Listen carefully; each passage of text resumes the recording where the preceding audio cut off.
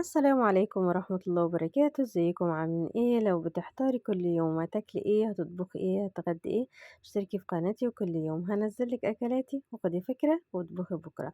والنهاردة هنحضر مع بعض كيكة البسبوسة او كيكة الرواني حسب ما بتسموها. هي بتبقى كيكة جواها بسبوسة وفي نفس الوقت عليها شربات.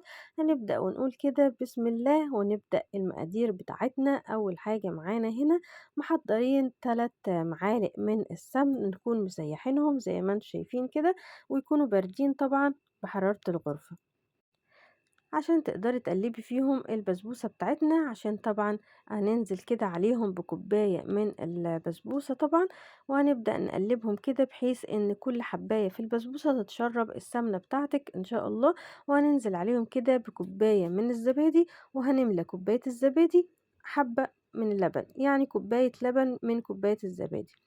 لو مش موجود عندِك لبن ممكن تستبدلي حبّة اللبن اللي إحنا مليناهم دُولة بحبّة من المَيّة إن شاء الله، بس طبعًا كل ما هتحطّي لها مقادير كل ما تبقى دسمة كده وجميلة وطالعة معاكِ مضبوطة مِيّة، مِيّة.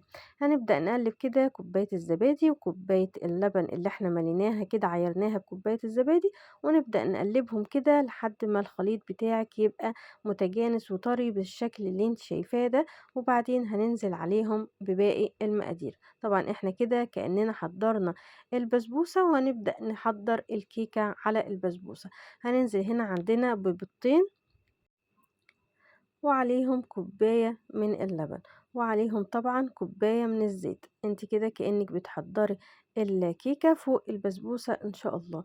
عشان تطلعي بكيكة مضبوطة، كيكة الرواني، هنبدأ نضرب كل السوائل مع بعض كده، وبعدين هننزل عليهم بكوباية وربع من الدقيق طبعًا حسب الدقيق اللي موجود عندِك، وفي الوقت ده هتبدئي تشغّلي الفرن بحيث إن هو يبقى سخن، والكيكة بتاعتِك ما تهبطش منِّك إن شاء الله.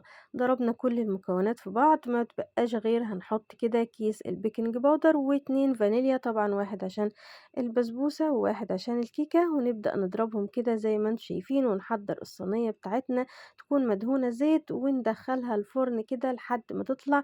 وكنا محضّرين الشربات زي ما انتم شايفين كده، كوبايتين من السكر وكوبايتين ونص من المية، ونسيبهم يغلوا كده ونعصر عليهم ليمونة ومعاهم كيسين فانيليا كده لحد ما تغلي معاكي ويبقى الشربات بتاعك زي ما انت شايفة كده.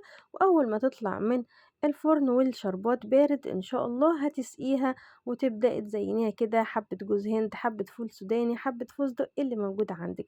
ودي كيكة النهاردة، لو عجبتك ما تنسناش باشتراك ولايك، خدي فكرة واطبخي بكرة وبألف هنا وشفا.